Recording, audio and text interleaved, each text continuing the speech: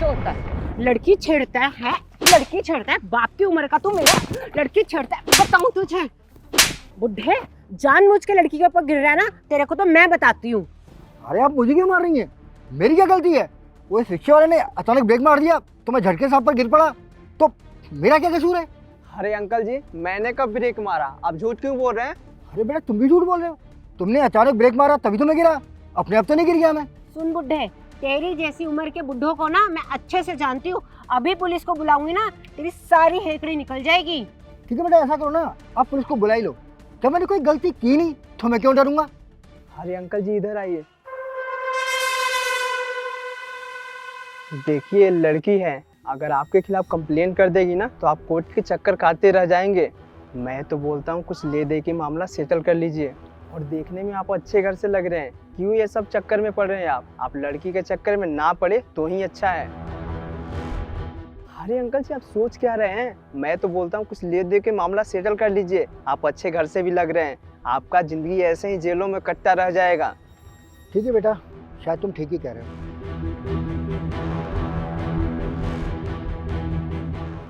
देखिए मैं सोच रहा था कि अगर आप पुलिस कंप्लेंट करेंगी तो आप भी परेशान होंगे और मैं भी परेशान होऊंगा, तो इससे अच्छा ये है कि हम बातचीत से मामला सुलझा लेते हैं।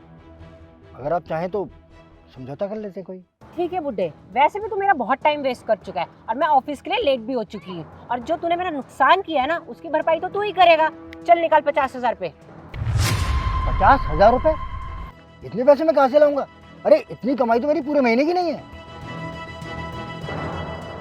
ओए बुढ़े, मुझे ना इससे कोई फर्क नहीं पड़ता कि तू पैसे कहाँ से ला के देगा। चाहे तू अपने बैंक से ला या किसी से मांग के ला, मुझे 50,000 रुपए चाहिए तो अभी चाहिए। अरे अंकल जी, जब आपकी कोई गलती है ही नहीं तो फिर आप क्यों डर रहे हो? एक काम करो, पुलिस बुला रही है ना, इसे बुलाने दो पुलिस। आप जो भी बात हो ना सब सच सच बता देना। अबे ओए, तू क्या इस बुढ़े का सगा बन रहा है?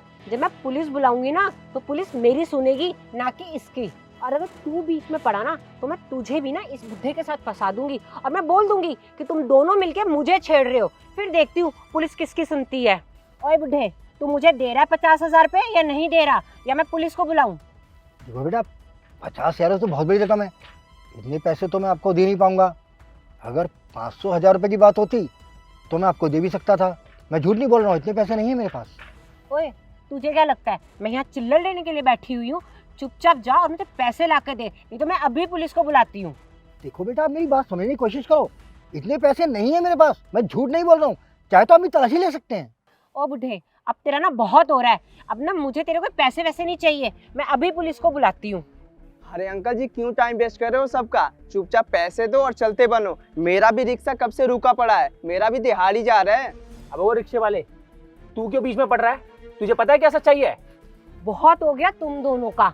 अब मैं पुलिस को ना बुला ही लेती हूँ और तू भी ना इस बुढ़े के साथ जेल में जाएगा। रुक, करने दे मुझे फोन पुलिस को।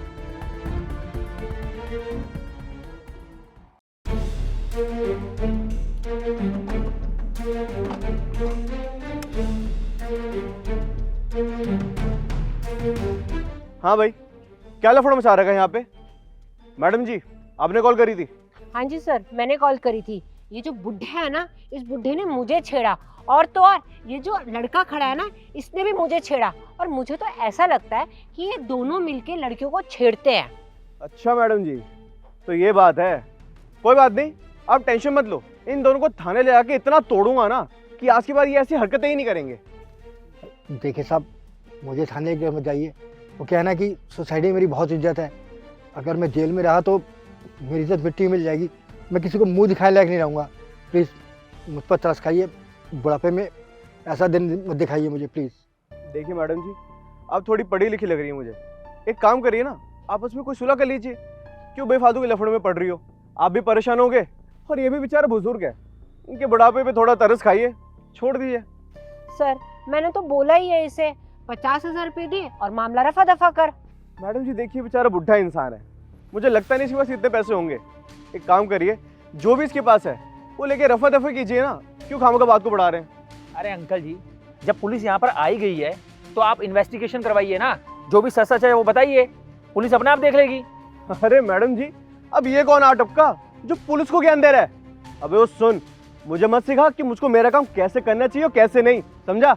अपने काम से काम रख। और हवलदार साहब, आप यहाँ पर किस लिए आए हैं? न्याय दिलाने के लिए ना।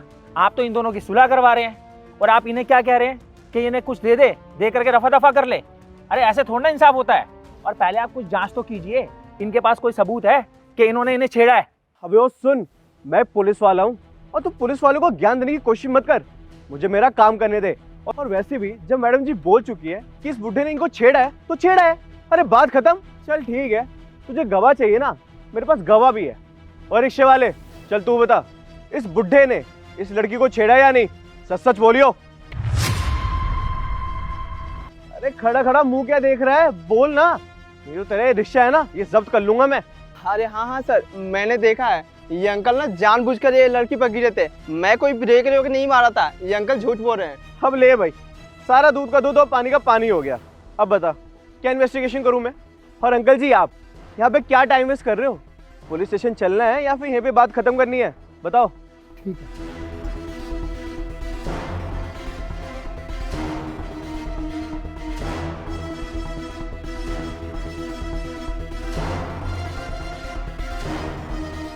हाँ भाई, अब तेरी बारी।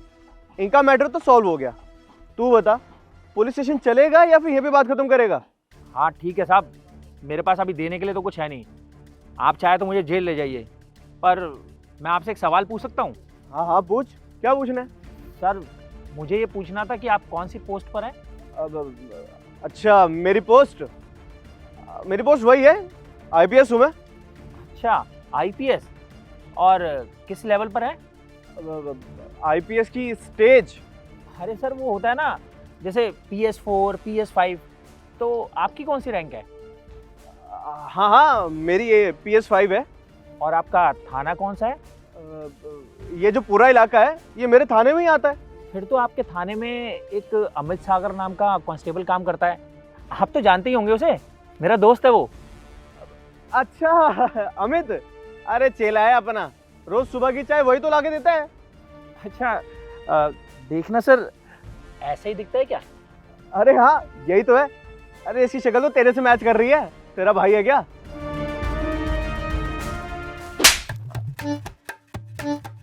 इसे ध्यान से देख और पढ़, क्या लिखा है इसमें? IPS अमित सागर। जय हिंद सर। तेरी मिट्टी में मिल जाना गुन बन के। तुझे मिट्टी में तो मैं मिलाता हूँ। अरे नहीं नहीं नहीं सर, मुझे माफ कर दीजिए सर। ये सारी प्लानिंग ना इन लोगों की थी सर। मैं तो यहाँ पे प्रेस करता हूँ। आपके कपड़े भी प्रेस करने हो ना सर, बता देना, पैसे भी नहीं लूंगा आपसे सर। प्लीज बस मुझे माफ कर दीजिए, मैंने कुछ नहीं किया सर। ये भाड़े की वर्दी है सर, प्लीज।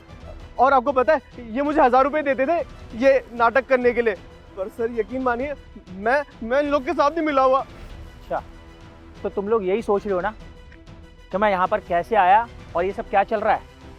बताता हूँ, आजा भाई।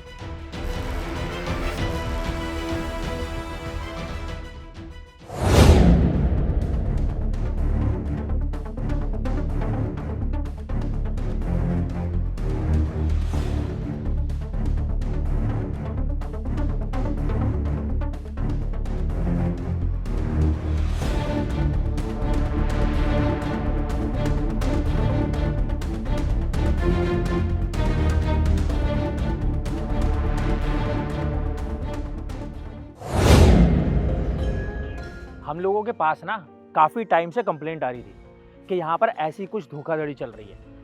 और उसमें एक कंप्लेंट ये भी थी कि उस ग्रुप के अंदर एक पुलिस वाला भी है। इसलिए हमने हर थाने में जांच पड़ताल की, लेकिन हमें कुछ खास पता नहीं चला। फिर हम लोगों ने प्लान बनाया कि हम सिविल ड्रेस में इसकी तहकीकात करेंगे। और देखो, तुम लोग पकड़े गए। और जिन्हें तुम ये बुढ़ा बुढ़ा कह रहे हो ना, ये इस एरिया के DSP हैं। ये हम लोगों का ही प्लान था कि हम लोग तुम लोगों को रंगे हाथ पकड़े। खैर, अब तुम सब पकड़े गए हो और अब तुम सब जेल में पूरी जिंदगी चक्की पीसोगे।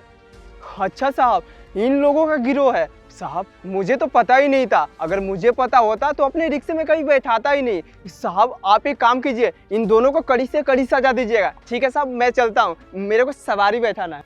अच्छा, इधर आ।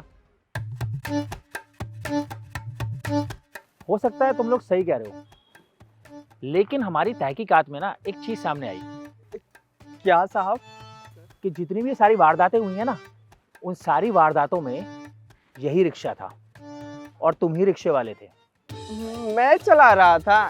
क्या साहब, देखिए ना, ये भगवान का भी कैसा करिश्मा है। मेरे जैसा साहब साथ दिखने वाले होते हैं ना, उनमें से कोई और होगा। मैं तो साहब नहीं चला रहा था, मैं नहीं था साहब। अच्छा, तो पुलिस वालों को बेवकूफ समझता है क्या? साहब मुझे माफ कर दीजिए, मुझसे बहुत बड़ी गलती हो गई साहब। मैं तो मजदूर हूँ एक, मैं तो दिहाड़ी करता हूँ, 500 रुपया कमाता हूँ। ये दोनों मिले मुझसे और बोलने लगे 1000 रुपये दे दूंगा, तो मैं साहब लालच में आके ये सब कर लिया साहब। मैं अब आज के बाद ये सब चक्कर में नहीं पड़ूंगा। मुझे माफ़ कर दीजिए साहब, मुझे माफ़ कर दीजिए। कोई बात नहीं, अब तुम दोनों ना जेल में जा करके चक्की पीस करके पैसे कमाना, समझे? साहब साहब साहब, मेरे घर के कपड़े रह गए साहब, मैं वो प्रेस के दिखाता हूँ साहब।